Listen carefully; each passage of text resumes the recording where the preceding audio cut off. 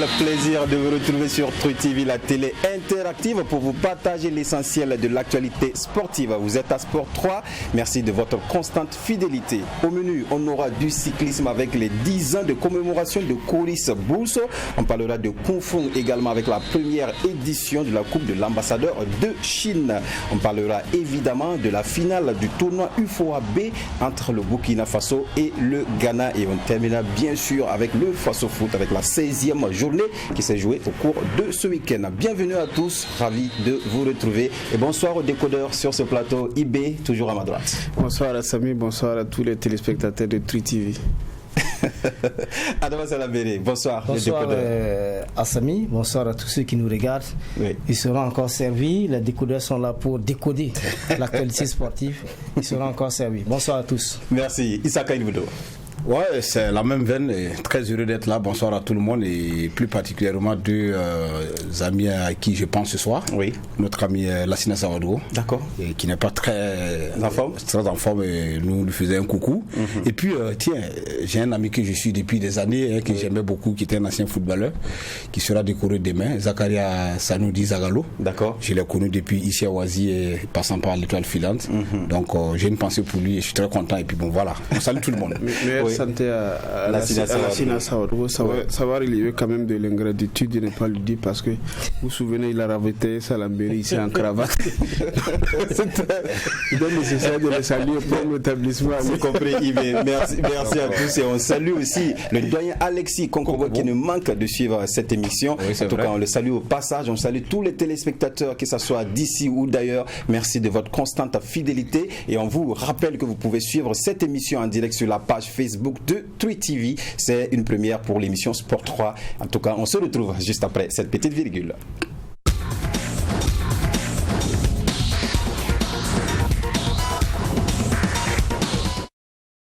Voilà, comme annoncé, Coris Bourse, à travers le cyclisme, a commémoré ses 10 ans d'existence. C'était ce dimanche sur l'avenue Charles de Gaulle, en collaboration avec la Fédération burkinabé de cyclisme. Sanata Seré pour nous en parler. 64 coureurs ont pris le départ sur l'avenue Charles de Gaulle pour une distance de 140 km à 800, soit 32 tours du circuit, à l'occasion de la commémoration des 10 ans d'existence de Coris Bourse.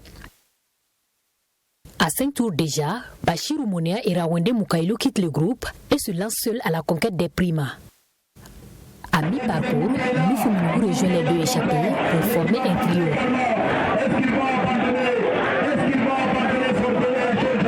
À la fin de la course, Bachir Oumouniou franchit le premier la ligne. Il fait ce parcours en 3h50 minutes avec une vitesse moyenne de 36 km/h. Une saison qui commence bien pour le club AJCK, selon le président. On a été patient.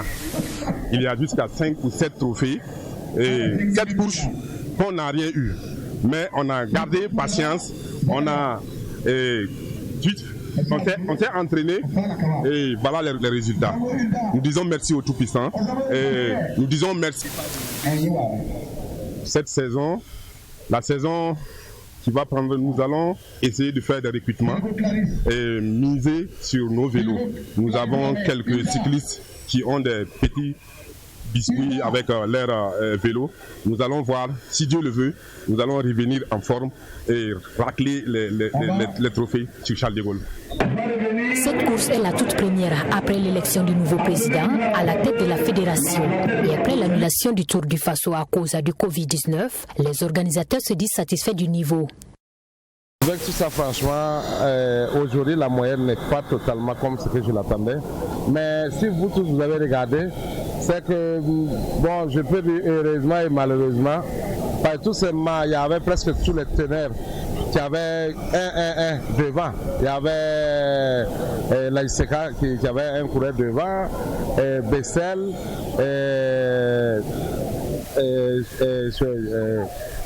RCK, donc ce qui fait que normalement qui devrait passer à la poursuite, c'est l'histoire. Mais bon, vraiment l'histoire n'a pas fait son travail, mais de toute façon je pense que c'est tout chose, c'est le début.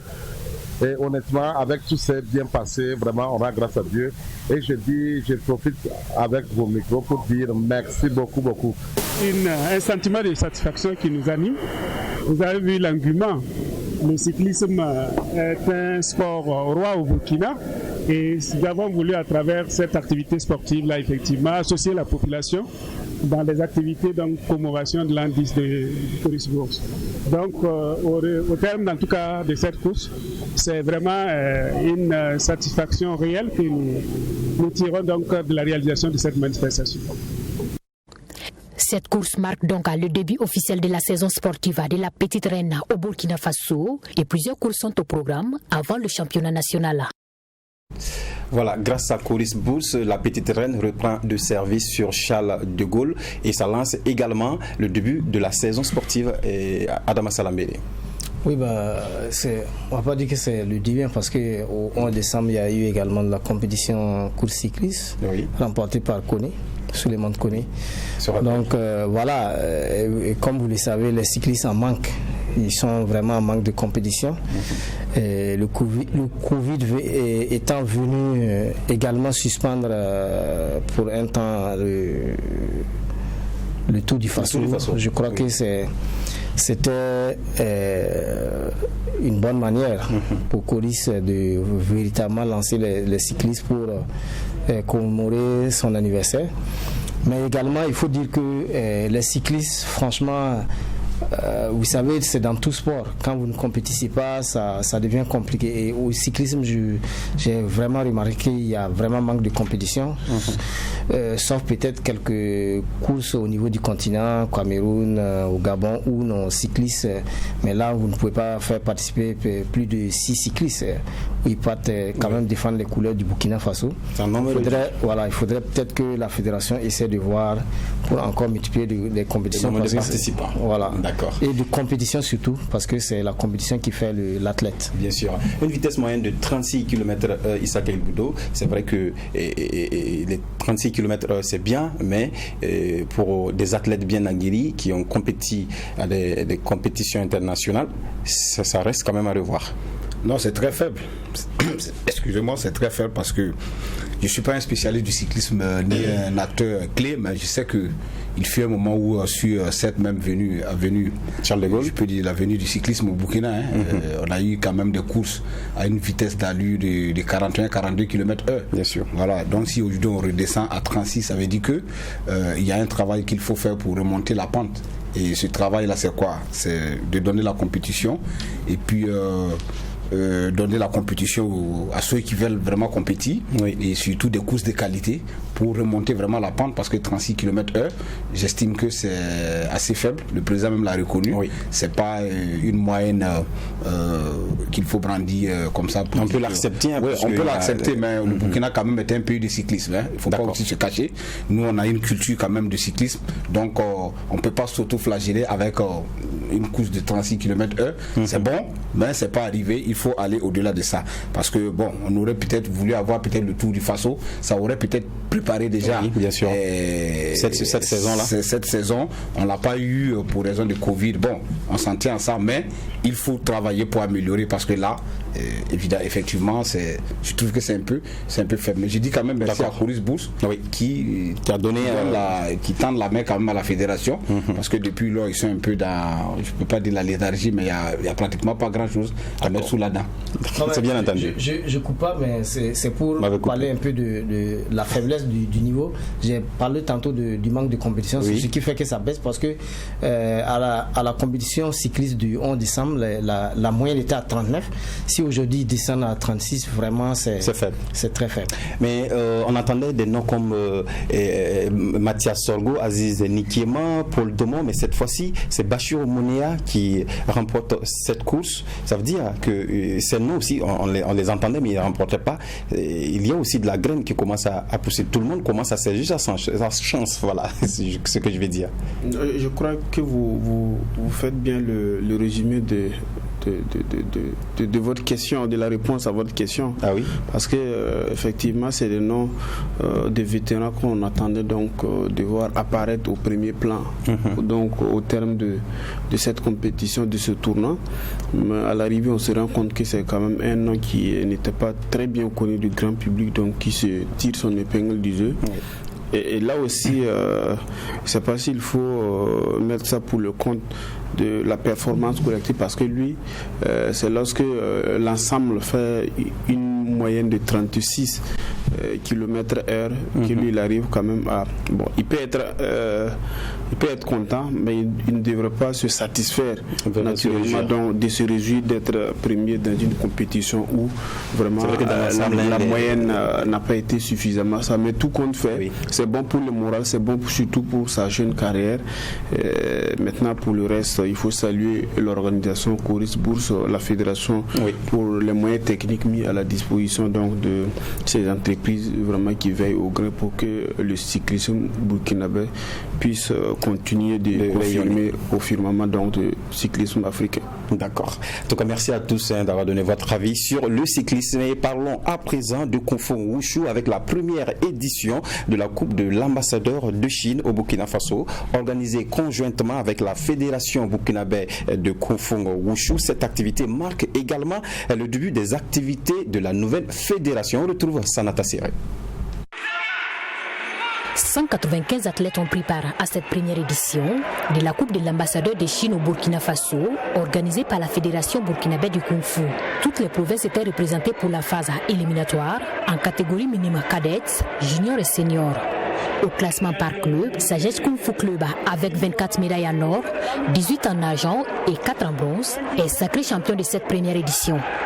L'association Les Dragons Jaunes des Forces Vives de Waibia, avec 20 médailles en or, 12 en argent et 3 en bronze, prend la deuxième place, suivie de l'association des Dragons Blancs avec 14 médailles en or, 13 en argent et 4 en bronze. Un niveau réjouissant selon le directeur technique national. Toutes les catégories ont été représentées. Voilà, minimum, cadet, junior, senior, filles, garçons. Vraiment la représentation est assez. Les clubs sont venus aussi des provinces, Orodara, Oudougou, Gorom, Dori, Banfora. Vraiment, la représentation est assez. Cette compétition organisée dans le but de démarrer les activités au programme de la fédération est une réussite selon les initiateurs au vu de l'engouement et la prestation des combattants. Je peux dire que cette première édition, c'était vraiment une réussite. Comme vous-même vous l'avez suivi, non seulement plusieurs régions de Burkina Faso ont participé, il y avait beaucoup de compétiteurs. Je peux dire qu'il y a eu 200 athlètes qui ont compétit en 2 jours. Donc, vu le niveau, vu l'engagement des acteurs, vraiment je suis très satisfait.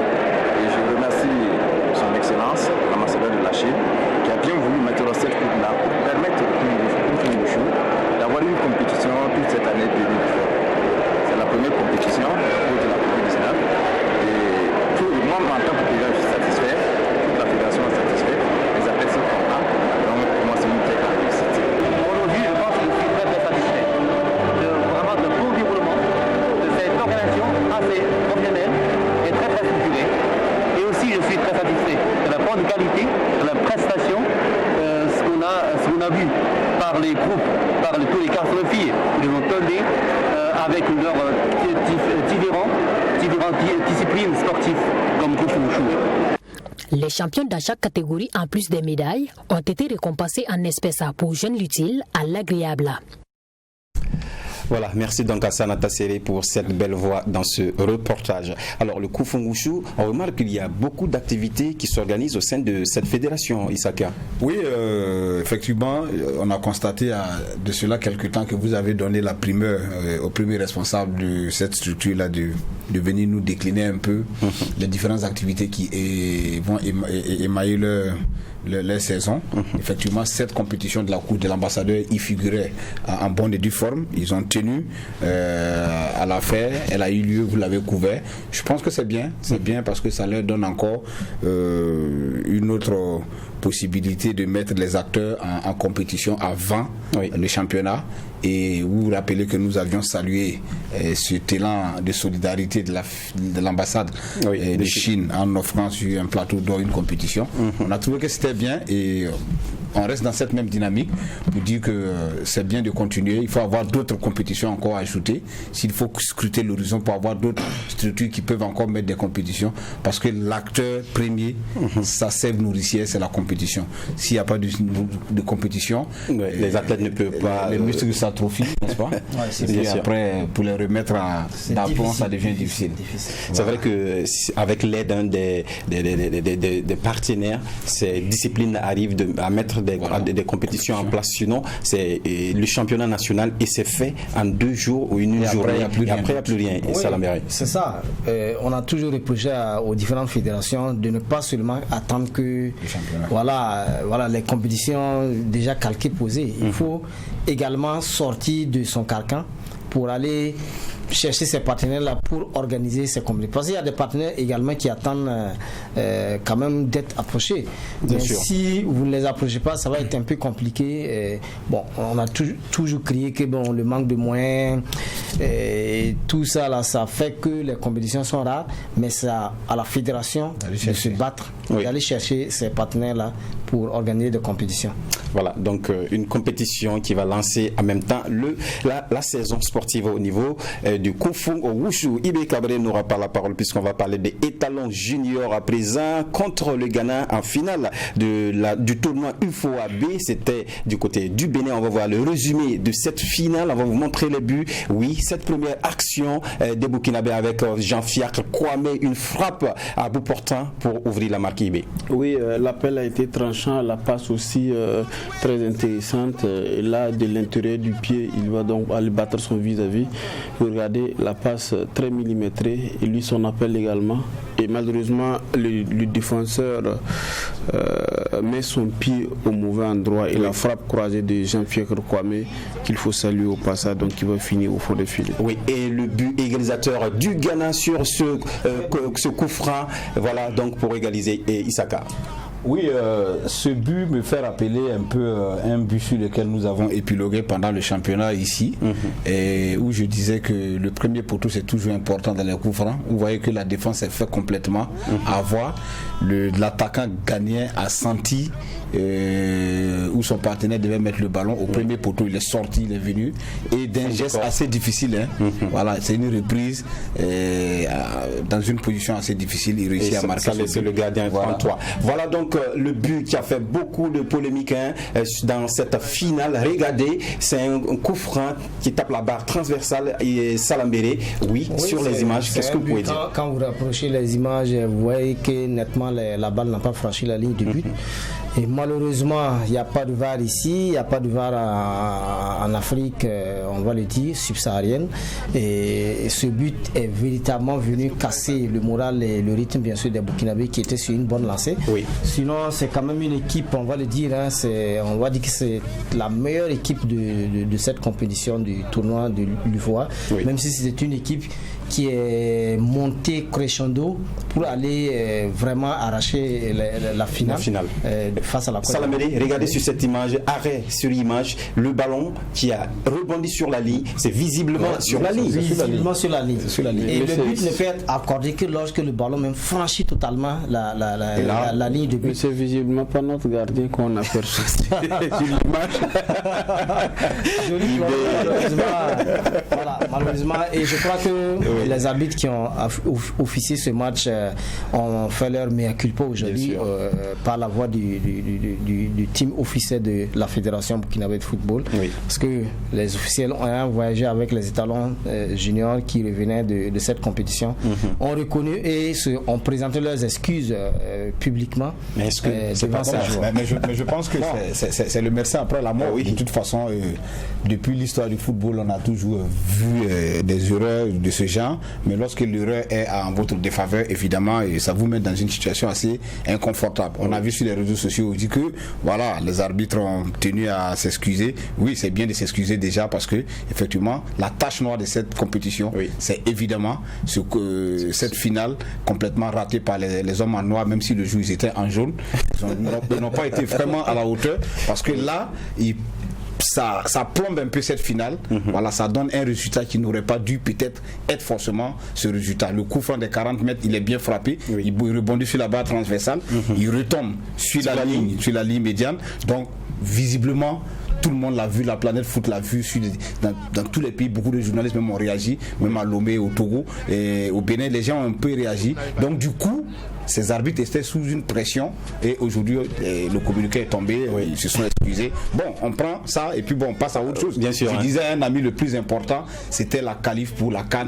On l'a obtenu. C'était la série qui devrait être la finale. Cette finale, au regard de la façon c'est terminé, il faut l'oublier vite, se concentrer et puis passer à autre chose. En tout cas, merci à Kader Traoré pour ces images qu'il nous a envoyées pour en tout cas nous permettre de vous présenter. Ibé, dans ces cas de figure, est-ce que l'arbitre ne devrait pas s'abstenir d'accorder le but rapidement, puisque visiblement le but n'est pas rentré? Et comme sur le terrain c'est le seul maître, on suppose qu'il n'était pas aussi sûr que cela que le but est rentré, le ballon est rentré. Non, vous savez que l'arbitre a un laps de temps pour décider. Malheureusement, il prend la mauvaise décision ici qui handicape toute une équipe, j'allais dire même toute une nation. Et ça plombe cette finale et ça vient saboter donc tout ce que les étalons juniors ont fait jusque-là. On va dire que c'était un bonus, certes, cette finale, la qualification étant déjà dans la besace. Mais après, on aurait voulu aussi la terminer en apothéose, en remportant, bien entendu, ce trophée sous-régional.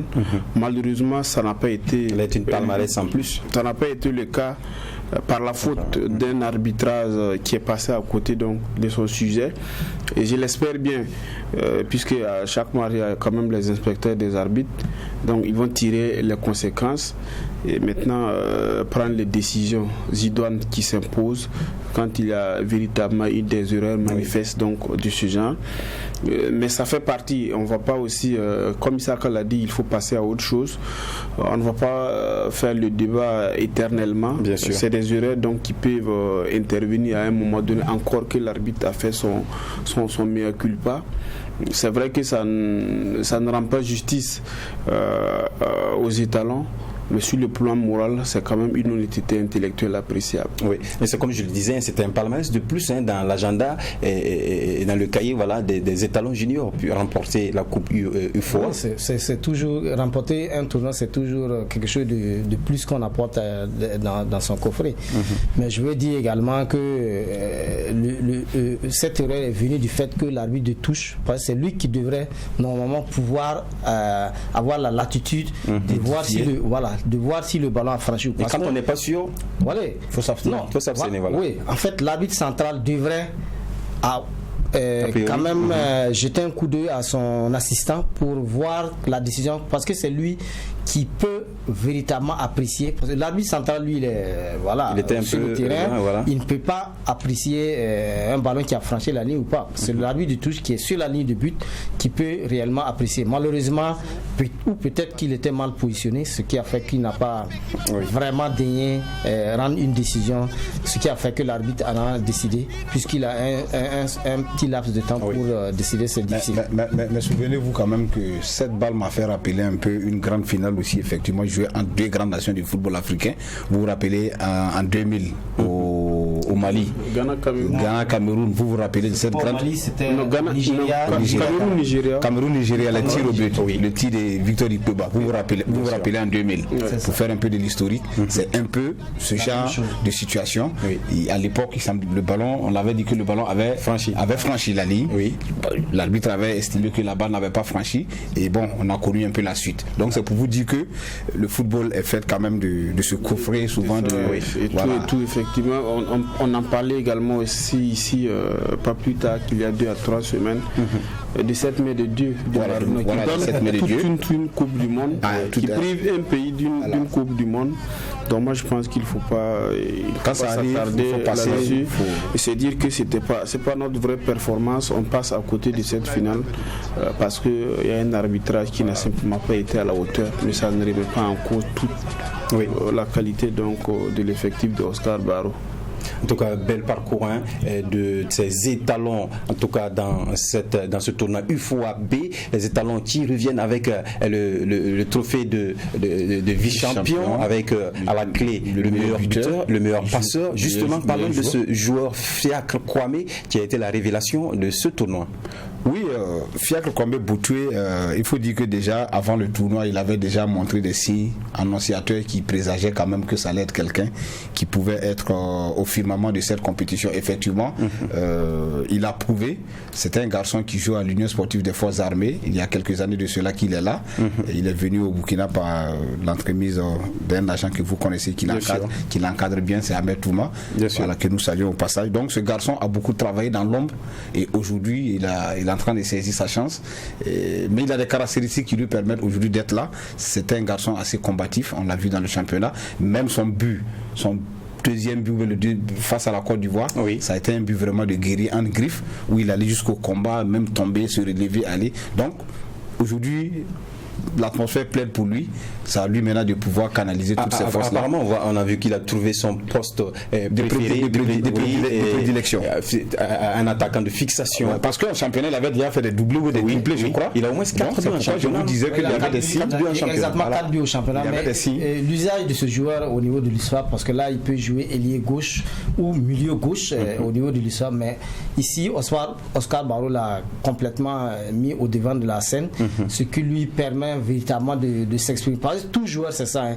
Il suffit de peut-être trouver son poste de prédilection pour véritablement le faire s'épanouir, et sortir de lui-même pour montrer de quoi il est capable. Il n'a que 18 ans, avec ses 3 buts, meilleur buteur, 2 passes décisives et puis il a créé au moins 2 pénaltys. Mais ce qui est intéressant, je ne coupe pas Salambéré, avant que tu reviennes, il est un peu comme l'international ivoirien à l'époque, Bakary Koné. Vous voyez que c'est un joueur d'une gravité, de centre de gravité très bas. Donc il compense cela par une autre possibilité qui est ça. Exactement, sa vitesse d'exécution. Et là, ça lui permet de faufiler entre les gaillards défenseurs ghanéens. Et puis bon, par moment, il fait des belles choses. Est-ce que vous imaginez un Fiacre Kwame en plus d'un Franck Lassina, Franck Lamine Ouattara au CHAN, puisque le CHAN c'est en janvier prochain? Bon, là il va falloir que Seydou Zerbo Kroll tranche beaucoup parce qu'on lui aussi on sait qu'il est friand aussi d'un certain nombre d'attaquants qui ne lâchent jamais. Ah oui, la paix de choisir. Donnez-nous des infos. Non, je pense notamment à Ilias Kendrebeo qui a. Donc, un autre pas, parce qu'à un moment donné, il faut aussi limiter donc les attaques à dépendre déjà quand on a Mohamed Lamine Ouattara, si d'aventure il ne lâche pas Ilias Kendrebeo, donc lui va faire forcément un troisième attaquant de pointe. Peut-être qu'on va l'utiliser autrement.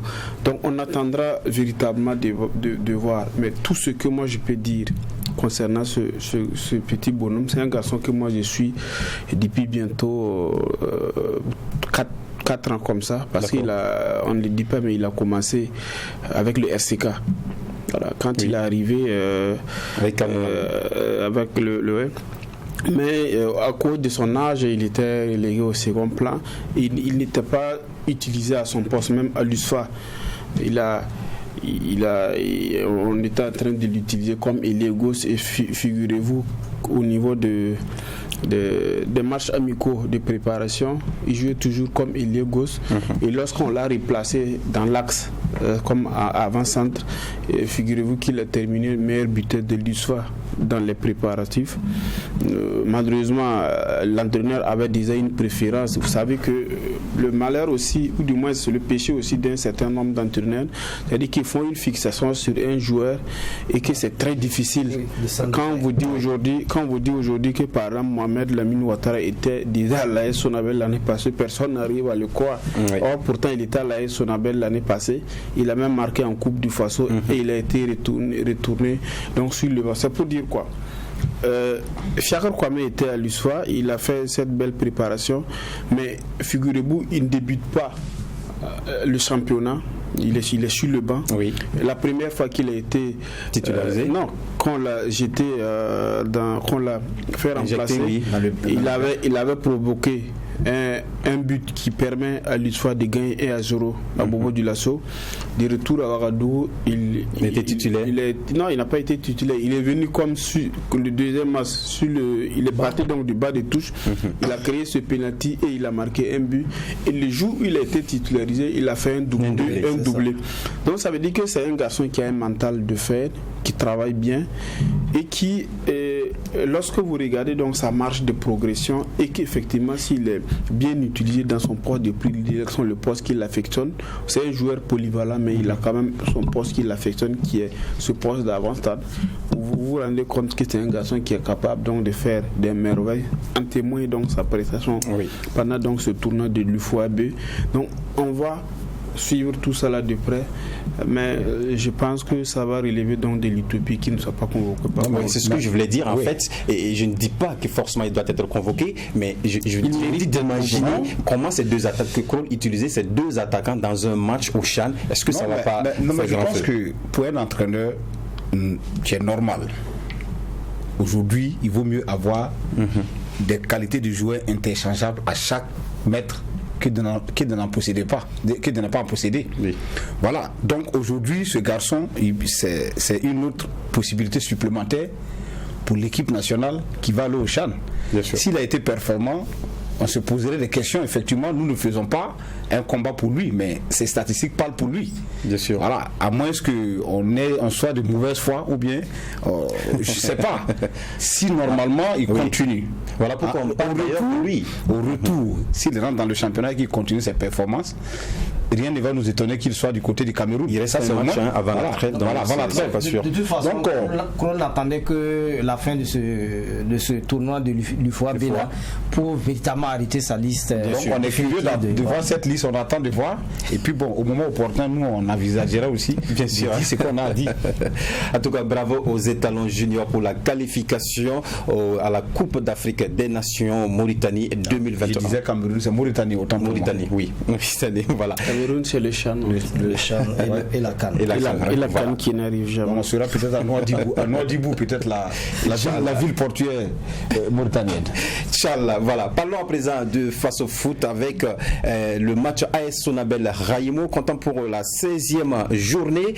On va voir le résumé de cette rencontre avec la collaboration de Yasmine Konaté. Voilà, un match qui était très bien attendu, une première offensive de Raïmo avec Ahmed Belem et le tackle de Isaka Ouedraogo une fois, mais là il n'y a pas faute. Et le deuxième tackle là, il y a faute, Isaka. Oui, il y a faute. Le deuxième, le premier tacle, il était un tacle de combat, il n'y avait pas de faute véritablement. Mais la deuxième tentative, voilà, regardez bien, il a pris le ballon, il est en train de partir et il est resté en bas, il a touché. Donc, le deuxième tacle sur Papouare, donc penalty. Le Sénégalais. Oui, penalty pour Raïmo, transformé par Ibrahim Diakité pour l'ouverture de la marque. Oui, Ibrahim Diakité qui prend bien son élan à contre-poil parfait. Il marque le premier but. Après un bon cérémonial. Oui. Vous allez voir en seconde période, Sani Hippolyte qui va en tout cas dans ses œuvres mettre le but égalisateur pour les électriciens, pour en tout cas sauver cette équipe qui n'a pas encore enregistré de défaite dans ce championnat. Oui, c'est quand même un attaquant qui a quand même la rage de vaincre, Hippolyte Sani, qui se bonifie au fur et à mesure donc on entre dans ce championnat. Je crois que ça doit être son deuxième ou troisième but dans le championnat. On le sait, très bon joueur, mais malheureusement il pèse au niveau de la finition. Et là on voit qu'il marque un grand but au digne d'un attaquant, d'un renard de surface. Mais ce but, je suis d'accord avec lui, on peut s'attarder dessus. Ça a été quand même pour moi le geste XXL de la 16e journée. Parce que quand vous regardez, qu'est-ce qui se passe? Il a le ballon, double contact, il rentre en deux défenseurs, il est déjà dans la surface de réparation, zone interdite comme on le dit. Il n'a plus une possibilité de prendre un élan de frappe. qu'est-ce qu'il fait? Un bon intelligent joueur, c'est du bout du soulier qu'il met le ballon. Et là, c'était vraiment un geste parfait. Et moi, ça m'a marqué cette semaine. C'était vraiment bien. Oui, et le deuxième but des électriciens sur ce coup franc relâché par le portier et Claver Kendedero qui était à côté, mais le deuxième. Moi, je pense qu'il commet tout simplement une bêtise. C'est une bêtise qui va coûter à son équipe. Là, il avait la possibilité de dévier le ballon et pourquoi pas même le prendre avant l'arrivée de l'attaquant. Là, il va tergiverser. Et j'ai envie de dire même que c'est une passe décisive à l'adversaire. C'est une grosse faute. Allez-y. Non, je voulais dire juste c'est une grosse faute de main que les gardiens ne devaient. Parce que même après cette erreur, je crois que c'est comme s'il avait la possibilité encore de mettre ce ballon très très loin de ses cages. Mais là, il a été beaucoup. Est-ce qu'il n'a pas été surpris par tantiste? Dans le langage, on dit c'est une bourde, mais moi je dis c'est une bêtise. Ça, il ne faut pas avoir peur de mots. Parce que là, il a failli perdre son équipe, son ensemble. Avec les ambitions qu'on connaît à la Sonabel, c'est quand même inconcevable. Qui n'était pas. Salam Belé, il était pressé à la 5e journée de dire qu'il star. On va demander à la réalisation de nous remettre ce résumé puisque le deuxième but de Raimo était fantastique également. C'est Ibrahim Diakité dans ses œuvres qui va permettre à Raimo, on revoit en tout cas sur le penalty, c'est le penalty en début. On parle de la fin de cette rencontre où Raimo, grâce à Ibrahim Diakité, dans toutes ses œuvres qui va permettre, c'est pas Pouaré c'est pas Pouaré qui fait ce changement de pied dans la surface de réparation. Le jeune Sénégalais qui ne jouait pas en début de saison pour des raisons peut-être de santé, qui est en train de retrouver petit à petit la compétition, il a été à l'origine du penalty obtenu, et là encore dans la surface de réparation, changement de pied, il élimine, comme on le dit, avec une certaine aisance le défenseur, il repique, et là il y avait le pied heureux de la journée, c'est Ibrahim Diakité qui fait le doublé. C'est pas pour aller, on l'a déjà vu depuis la Super Coupe à GSB du côté de Pau, il a marqué. On l'a également vu au Nigeria. C'est lui qui marque le seul but de Raimo contre Enimba, et voilà qu'il fait preuve véritablement de passe décisive, et puis bon, regardez le travail de Papouaré ici, comment il injecte Issa Kabo de la gauche sur le côté. C'est mon nom, mais bon, c'est pas bien grave. Regardez bien. C'était magnifiquement exécuté. Mais regardez comment le gardien était cloué. C'est un dribble de grand clapage, que tout part du dribble et arriver quand même dans un mouchoir de poche à mettre un défenseur de la carrure de Issa Saka dans le vent, parce qu'on le connaît, il est très tenu, c'est un garçon très intelligent. Lorsqu'il s'agit donc des duels, il les gagne très souvent. Là, en face, il a retrouvé plus fort que lui, qui le met dans le vent et la passe, et derrière Waré donc qui va plonger et puis faire le geste parfait donc pour offrir ce deuxième but à Raimo. Voilà, donc match nul de 2 buts partout entre ces deux formations. Sur l'ensemble de la rencontre, on a été régalé quand même. Oui, très régalé, surtout parce que là, voir Raimo qui revenait d'une défaite, venir contredire, j'allais dire, le leader du championnat, c'était vraiment osé, mais je crois que c'est une jeune équipe qui est en train de progresser énormément. On verra d'ici la fin de la saison ce qui peut se passer, parce que là c'est une équipe, on sent qu'il y a du travail de fond qui est en train de se dégager, et d'ici là on verra peut-être les fruits. C'était important de revenir très vite pour ne pas accuser notre défaite. C'était mon coup de cœur de la semaine. On se rappelle. J'avais dit que ça allait être un match tout fait, tout flamme. Donc c'est un match effectivement qui a tenu toutes ses promesses, avec à la clé 4 buts. Pas comme le match d'hier où vraiment on est parti sorti avec quand même un goût d'inachevé. Oui, je disais tantôt, oui, c'était quand même normal pour Raimo de revenir très vite, ne pas accumuler les défaites, puisque le championnat tire vers la fin de la saison. Effectivement, Raimo avait pour obligation de refaire un peu quand même, de stopper d'abord l'hémorragie, parce que depuis le retour de la campagne africaine, on a eu l'impression qu'il y a un boulon qui s'est un peu desserré, et ils ont perdu un match face à la Lanterne Rouge. Ensuite il y a eu d'autres contre-performances, mais c'est une équipe qui joue très bien au ballon, et comme l'a dit IB, effectivement on a suivi un match d'un certain niveau de qualité exceptionnelle, parce que cette année il faut reconnaître que là et Sonabel, ça joue au ballon, bien sûr, ça joue, et Raimo également avec ses jeunes pépites, ça manipule bien le ballon. Donc on est sorti tout ému d'avoir assisté à une très belle rencontre entre deux belles formations. Maintenant il faut rester dans cette même dynamique, ça va déjà très vite. Ce mercredi déjà il y a un certain Raimo Asfa Yerenga qui se profile déjà à l'horizon, donc on espère que on aura l'occasion de voir de très belles rencontres. On n'a peut-être pas eu les dernières informations, parce que là Mohamed Lamine Ouattara à ce match-là est sorti sous blessure. Je pense que ça va. Oui, on s'est parlé aujourd'hui même. Mohamed Lamine Ouattara, il est sorti de tout problème. Il faut le saluer, parce que depuis un certain moment il subit quand même la furie de certains défenseurs. C'est ça aussi, être un grand joueur quand on est buteur à un moment donné, vous êtes pratiquement la cible. Sinon à la fin du match il avait une fissure au niveau de la tête, il est blessé légèrement. Aujourd'hui il est beaucoup plus surveillé, et moi je sais qu'il gagnerait peut-être à se faire oublier un peu, et puis permettre à d'autres personnes de marquer. Il avait l'ambition d'atteindre 15 buts avant la mi-saison. Mais regardez un peu comment il est aujourd'hui pris. Il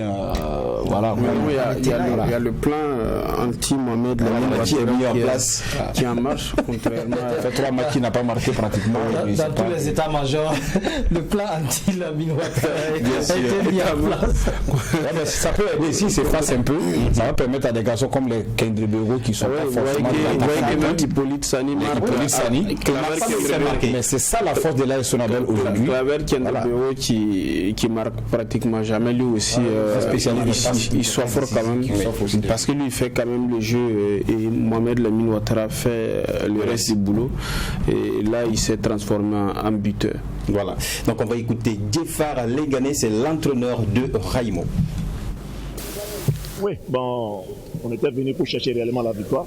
Voilà, contre le cours du jeu, je pense que le nul nous a vraiment rejoint après, parce que l'équipe de Sonabel a égalisé et ils ont mené au score. On est revenu au score, je pense que c'est comme une victoire pour nous. Oui, c'est 3 défaites consécutives, si on veut dire. 3 défaites, on a perdu les 3 derbys de Bobo. Voilà. Donc il fallait vraiment venir chercher un match nul ici, ou une victoire. Je pense qu'on a eu les 2 points. Mais ce qu'on peut saluer seulement, c'est l'aspect mental de l'équipe. Voilà, on a senti une équipe qui voulait gagner. Voilà, c'est ça qu'on veut retrouver dans cette équipe. Voilà, une équipe qui a envie de gagner. Voilà, il ne suffit pas d'être technique, d'être physique, mais si tu n'as pas envie de gagner les matchs, je pense que l'autre équipe a envie de gagner, je pense que ça passe. Le football, c'est comme ça aujourd'hui. Aujourd'hui, le football, il faut jouer pour gagner. Il y a tous les aspects qu'il faut prendre en compte. Il ne faut pas seulement se limiter sur un seul aspect pour pouvoir gagner les matchs. Donc, l'aspect mental aujourd'hui, ça occupe plus de 50% de la performance des équipes. Donc, je pense que c'est là-bas d'entraîner le travail. Et si on a pu vraiment avoir un groupe solide, je pense qu'on pourra vraiment se redresser. Voilà, Djefar Legané, l'entraîneur de Raimo. En tout cas, visiblement, c'est un match nul bon à prendre pour lui. Ouais, ce que je retiens de ce qu'il a dit, c'est l'aspect mental de ces joueurs. Parce que vous vous souvenez que Raimo venait d'une défaite où ils ont d'abord mené face à Royal, le match en retard mercredi passé. Oui. Et en fin de compte, ils ont encaissé 3 buts. Et ce match m'a fait penser à ce dernier match qu'ils ont perdu à Bobo. Parce que là, ils menaient 1-0. Sonabel vient égaliser et ajoute un second but. Ils ont ce moral haut-là de venir vraiment chercher l'égalisation. Oui. C'est un moral de fer, il faut le dire. Oui. Et que dire alors de la Sonabel qui, depuis le début de la saison, n'a pas encore reçu de défaite. Pour cette rencontre, on a eu un peu de sueur froide quand le Raimo a ouvert la marque. Mais là, jusqu'à présent, c'est sans défaite. C'est à saluer quand même. Oui, ça va faire 17 matchs sans... 16 matchs. 16 matchs, oui. C'est la 16e journée. Oui, 16 matchs sans défaite. J'ai une équipe qui est en train d'écrire la plus belle page de son histoire. parce que souvenez-vous, elle n'a jamais été championne au Burkina, elle n'a pas de trophée en dehors de la coupe AGSB. Vous avez répété à maintes reprises. Oui, mais c'est important pour les téléspectateurs. Et en même temps, il faut dire que l'arrivée de Bagué avec ce projet sportif, j'ai l'impression qu'ils sont en train de trouver la formule. Maintenant, il faut que ça perdure. Pour le moment, c'est une équipe qui a le vent en poupe et qui a pour ambition de terminer première, ne serait-ce que pour les phases aller. Et c'est que mathématiquement, ce n'est pas plié parce qu'il y a Salitas qui est à l'affût avec son lot de matchs en retard. Avec son lot de matchs en retard. Si Salitas ne répète pas la tradition, c'est-à-dire que Salitas c'est une équipe qui perd généralement ses matchs en retard. Si il ne répète pas la tradition, Sonabel peut être mis à rude épreuve. Mais on va suivre toutes ces rencontres-là de près. Donc là, Sonabel, en tout cas, a fait la plus belle opération, c'est-à-dire l'homme le plus dur dans ce mi-parcours du championnat. Oui. Qu'est-ce qu'on peut ajouter sur cette équipe, puisque une équipe qui arrive à faire, on va dire, un parcours plus ou moins parfait à la mi-saison, c'est-à-dire c'est une équipe qui promet. Non, d'abord c'est qu'ils font comme 16 matchs sans défaite. Si on était dans les championnats européens, ça aurait fait le tour du monde. On aurait même peut-être allé chercher dans certains pays pour établir une comparaison. Est-ce que ça a déjà existé? Est-ce que des clubs l'ont déjà fait? C'est une grosse performance. L'ISO l'a fait. 16 matchs sans défaite. La marche allée, même l'ASFA l'a fait. L'ASFA a remporté le championnat sans perdre. Ça veut dire que cette équipe rentre dans le giron de ces records Guinness, ce qui est important. Ça veut dire que effectivement, quand vous regardez cette année le comportement d'ensemble de l'équipe, c'est ce que je disais il y a peut-être lors d'une émission, c'est pas le comportement des acteurs seulement qui est le produit final, mais c'est en amont. C'est un ensemble d'éléments qui concourent à donner ce produit. Aujourd'hui, vous avez un président, Dani, qui est au soin de l'équipe. Vous avez un staff qui est là, qui initie des innovations chaque fois pour motiver, avec même s'ils ont emprunté ça à d'autres équipes qui avaient déjà le système de parrainage, où le parrain vient. Il faut bien copier. Voilà, il faut bien copier. Je suis d'accord avec vous. Où le parrain vient, il donne des conseils avec des enveloppes qui s'appuient. On les a vus à Bobo. Leur match, le directeur régional de la Sonabel à Bobo en a organisé autant. Donc, c'est des éléments qui, l'un dans l'autre, qui concourent à une belle prestation. À une belle prestation. Donc, aujourd'hui, le résultat de l'AS Sonabel, ce n'est pas des résultats qui sont usurpés. C'est des résultats d'un travail minutieux, savamment mené, qui est en train de produire. Maintenant, ça fait 2 matchs qui ne gagnent pas. Il va falloir revoir vite les choses. Vite, parce que derrière, faut pas que ça pousse, ça pousse et au final, il ne faut pas gaspiller tout ce qui a été fait. Il faut forcément aller chercher quelque chose. Voilà, donc on va écouter Mahamadi Bagué, l'entraîneur de l'AS Sonabel.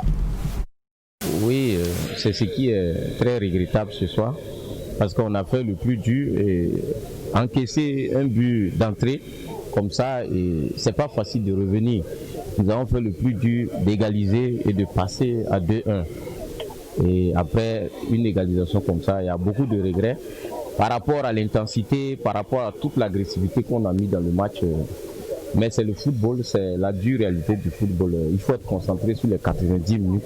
Ne jamais se dire que c'est fini, on a fait le plus. Tant que l'arbitre n'a pas sifflé la fin du match, il faut jamais. Je crois que c'est la leçon que les jeunes doivent retenir ce soir. Et c'est sur ça qu'on va travailler pour l'avenir. Voilà, vous l'avez bien compris, Mahamadi Bagui qui parle de concentration. Mais il n'était pas content. Il n'était pas content. Je connais ce garçon, je connais ce monsieur. Effectivement, de nos tribunes, nous avons vu à la fin du match où il a fait quand même certains gestes d'humeur, pas contre quelqu'un, mais de frustration. On l'a vu, il a shooté même c'est une boîte ou bien quelque chose comme ça.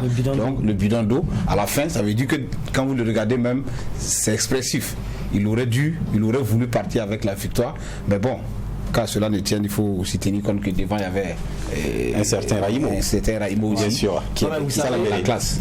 C'est la deuxième fois que ça les arrive, on va le dire, parce que face à l'ASFA également, pendant qu'il restait presque les arrêts de jeu, l'AS Sonabel n'a pas su faire un bon usage du ballon et l'entraîneur l'avait relevé. Et la meilleure façon de se défendre, c'est vraiment de posséder le ballon. Alors que sa défense avait voulu dégager en ce moment, ce qui a permis à l'Asfa Yenga de venir égaliser dans les arrêts de jeu. Ça n'a vraiment pas plu à Coach Bagay. Et c'est la seconde fois encore que ça arrive.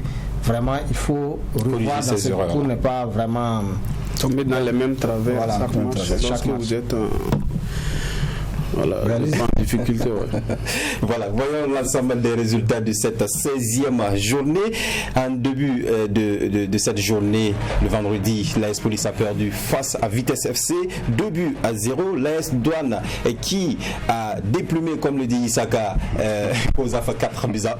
Léopard de Saint-Camille fait match nul de 0 buts partout face à Majestic, 2 buts partout entre Raimo et l'AS Sonabel. La SEC de Koudou qui perd à domicile face à l'USO, 1-0.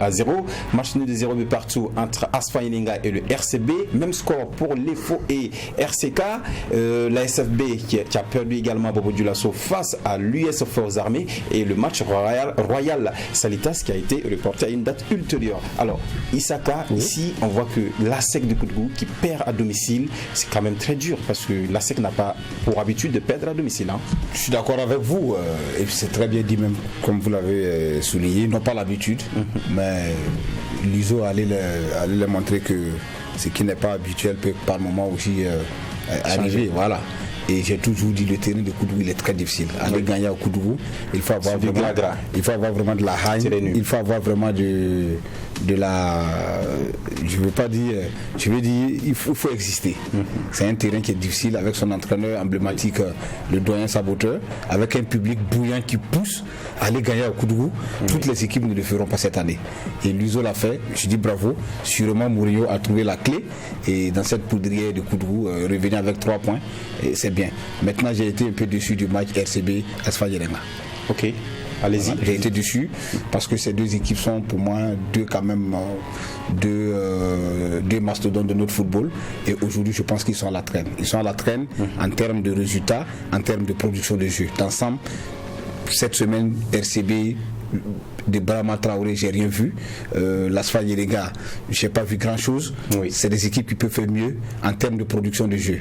Parce que nous, on va dans les stades, c'est pour voir un peu ce beau jeu. Voilà, mais on a l'impression que c'est des équipes qui sont aujourd'hui qui se satisfassent aujourd'hui, on peut se dire comme ça.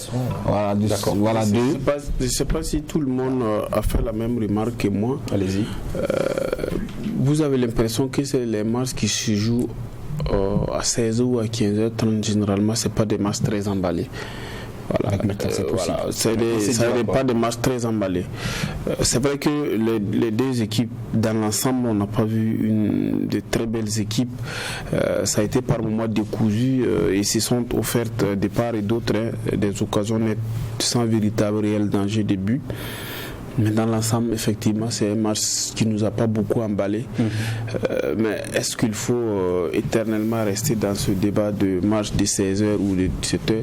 Effectivement, c'est des équipes aussi qui sont capables de vous dérouler dans un match à 18h, un truc comme ça, de vous sortir une autre copie. Mais je pense que c'est surtout l'enjeu qui existe entre ces deux équipes-là. C'est un derby, quoi qu'on le dise. Et généralement, le RCB perd très rarement face à l'Asfa Yenga et l'Étoile filante de Ouagadougou parce que c'est deux équipes traditionnelles qui se respectent mutuellement. Je crois que je suis dans la même veine que chaque équipe joue avec la carte de la prudence et on en arrive à ce résultat malheureusement.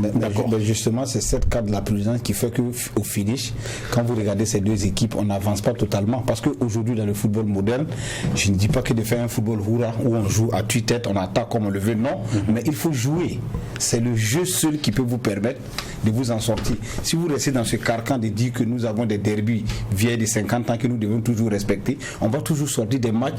Moi personnellement, le RCB cette année ne me séduit pas dans son jeu. On a l'impression qu'elle est là, elle veut les matchs nuls, elle accumule les matchs nuls et puis elle avance. Non, Raimo ça joue, Salita ça joue. Il faut que les entraîneurs qui sont à la tête de ces équipes-là lâchent aussi les chevaux pour permettre aux équipes-là de produire du jeu, même si tu perds on peut souvent t'applaudir parce que tu applaudis quand même quelque chose. C'est bien compris. Si on reste dans cette histoire-là, on va l'ensemble du classement de cette 16e journée. La Sonabel reste en tête malgré le match nul, donc avec 30 points, suivi de l'USFA avec une victoire donc qui rejoint la Sonabel au niveau des points, donc 30 également. La Douane 3e avec 25 points, 22 points pour l'USO classé 4e, 21 pour Salitas et l'Étoile filante de Ouagadougou. Majestic également à 21 points, 20 points pour le RCB et le RCK au milieu du tableau classé 9e pour le RCK.